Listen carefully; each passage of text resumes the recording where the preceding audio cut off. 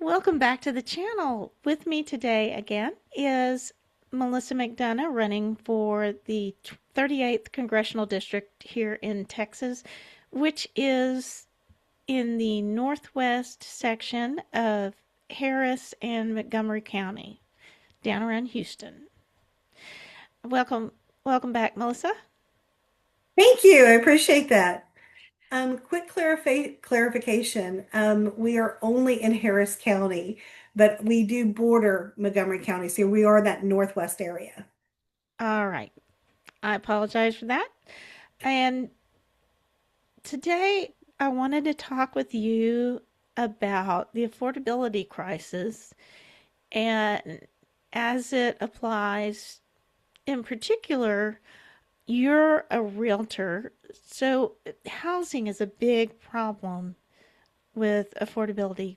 Could you talk about that a little bit? Sure. So, I've been in real estate for about 30 years. I am now working exclusively on our campaign. But I have worked in residential, commercial, farm and ranch, and just selling dirt. So when we talk about affordability, we first start with are what you're purchasing or what you're leasing or growing into. Is it even at a price that a living wage or a business ROI can afford to even entertain? We first start with residential homes because that really is the backbone of our economy. And it has always been said to realize the American dream is to own a home. So right now in our market, it is not affordable. People are really struggling to make rent and put groceries on their table to just provide for their families right now. We have subdivisions, even in Congressional District 38, that are built out. Houses are already ready to go, but very few people actually living in those homes. Those builders are even offering 100% financing. And it's not about the financing, it's not about the interest rates.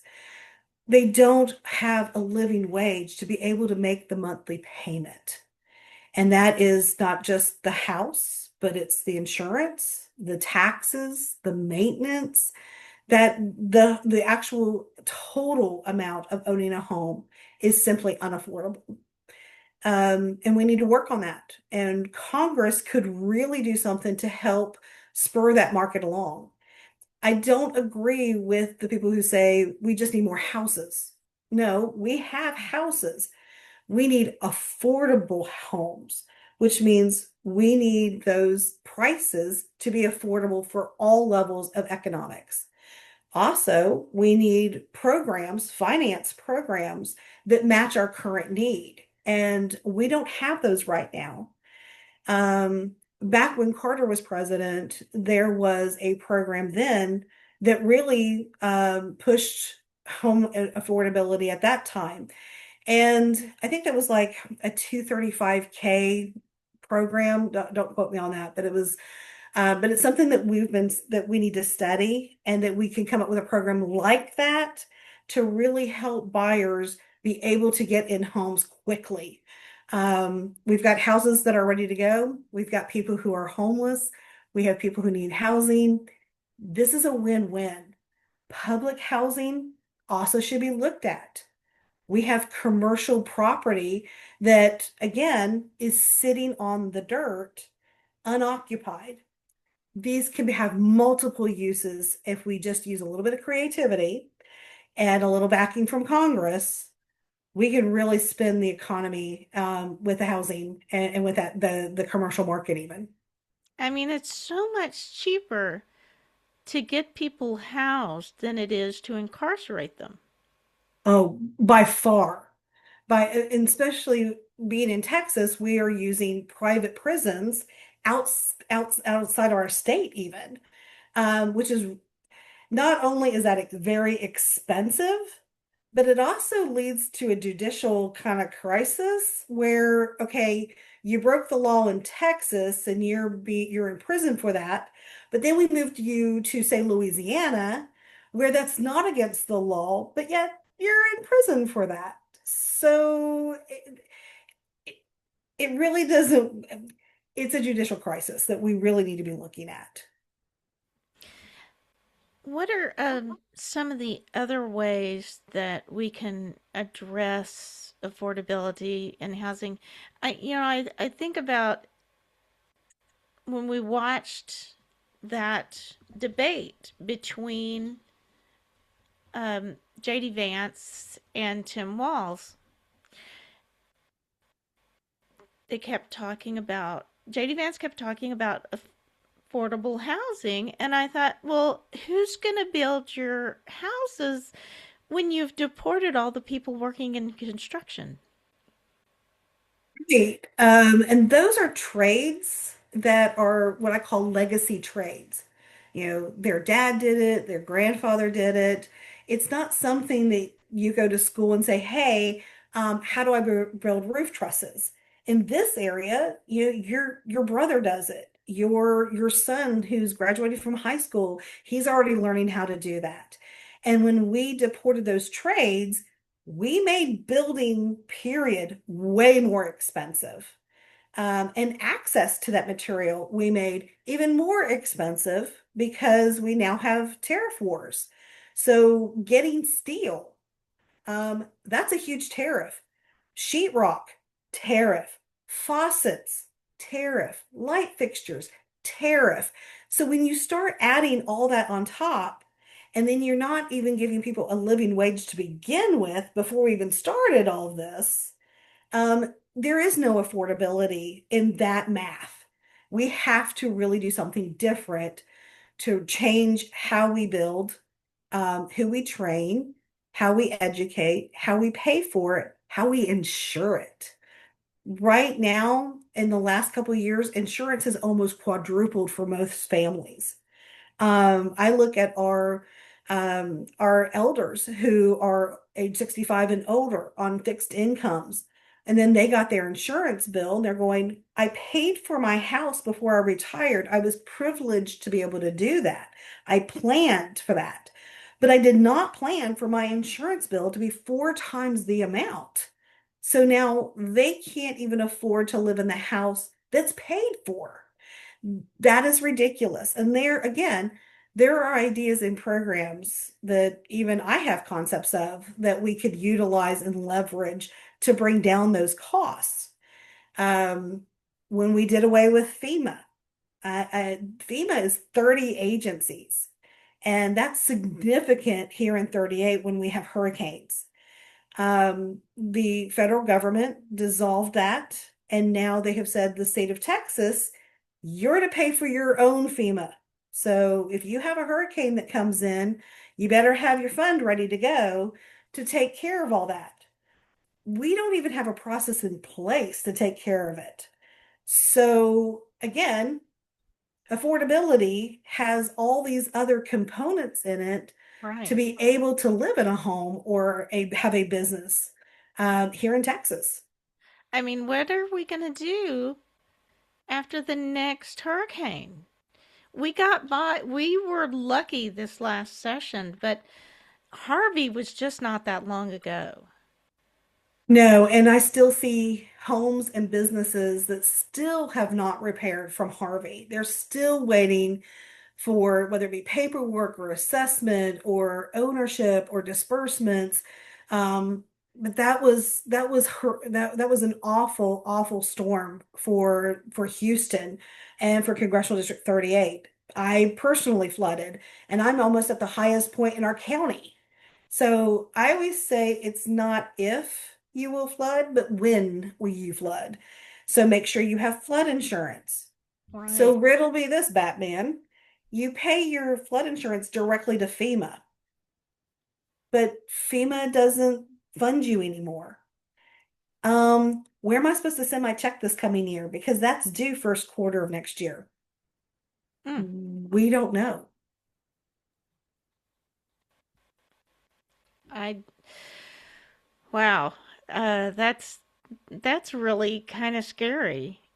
That this is, it's like the subsidies for the ACA. Mhm. We I paid into that. right. It's kind of like I equate it to Social Social Security Security. and Medicare, we paid We've in. paid into Social Security, we pay into Medicare, regardless. You're making those payments, and now you're not going to be able to get the benefit of that. Okay, we're going to do the same thing with FEMA. Where are those funds going, Russell Vaught? If I send that payment in, are you sending it back to Texas as a grant for my flood insurance? No one has really talked about how that's happening. Even Greg Abbott or the comptroller hasn't said, oh, by the way, because we're now responsible for that, we're acknowledging that we're now responsible for that. Send that payment to us. We've heard nothing about how that works. And, when's the next drought? When's the next freeze that's going to affect things like our utilities? And Mhm. I, We've it spent became popular with billions. Reagan that government bad. And you know, Democrats make government work because we understand it's important. And we understand we're paying into this so that we all benefit because we won't have streets, and bridges and things like that if we don't have government to take care of those things. Things that we share in the cost of.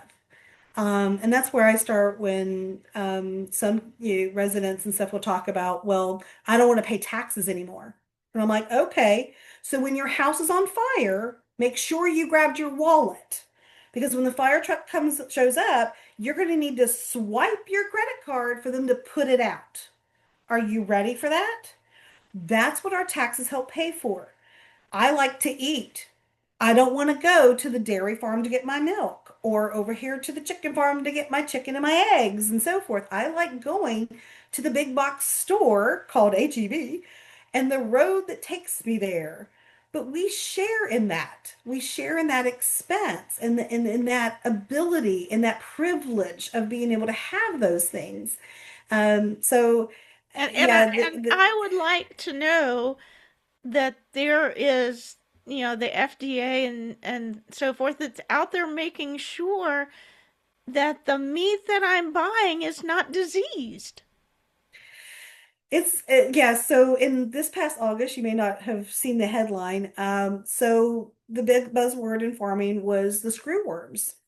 So this past August, though, is the first human case that we've had of a human now contracting screwworms, which is a fly larva. There was a bill that was put forward in the last Congress to help work on that because you can't just do state by state. You need to do, flies don't know borders and state lines, they keep going. So we need to do it all at the same time, work on this initiative. And it didn't go anywhere. That is still out there floating around that bill because we can't seem to get to work and do the work that people need. So until Congress comes together, we're not going to be doing much for our food and the FDA and so forth. That's another reason why, when those tariffs are hitting our grocery prices, we can send money to Venezuela, but we can't, you know, it, we're going to give farmers a little kickback because we took away all the people buying their products with the stupid tariffs. So with giving the money to Argentina, to then, with our beef product, that is really affecting Texas and our cattle industry and our ag. Because they're like, why are we sending money and where did it come from? Well, when you backtrack, it looks like it came from the treasure that we use to support the dollar, to support that value. Well, why are we ever dipping into that? Because that's what makes our dollar valuable in the global economy. But now we're taking money to give to Argentina, and it's not enough to even help Argentina. So it's a Band-Aid.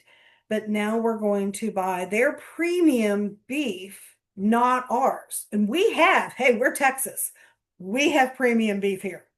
We've got it. So now our beef is going to be secondary. We're lowering our beef and what we market as the quality of it. Again, that is nowhere a win-win for any of us. Right. So yeah, that our farmers are really starting to come together, and I love that we're starting to hear from them. I actually went up in October and helped work a bill through for PFAS that we're hoping, again, when Congress comes back together next year, that that will get pushed through on the Agricultural Committee. We've got to get Congress back to work. We've Mm-hmm. got to all come and do the job of the American people, not the president's agenda. Right. Well, I want to thank you. We've run out of time, but I think you've made some really good points here, Melissa, and how important it is for us to get back control of Congress so that we have some Democrats in there running the show that understand the importance of government and the need for government. And it is all interconnected. What we do in one committee does affect another. What we do in one state does affect another. What we do as our country does affect other countries. It is all very interconnected. And when we don't do our job, we all lose. Well, thank you again. That's all we have time for. Thank you, Amy.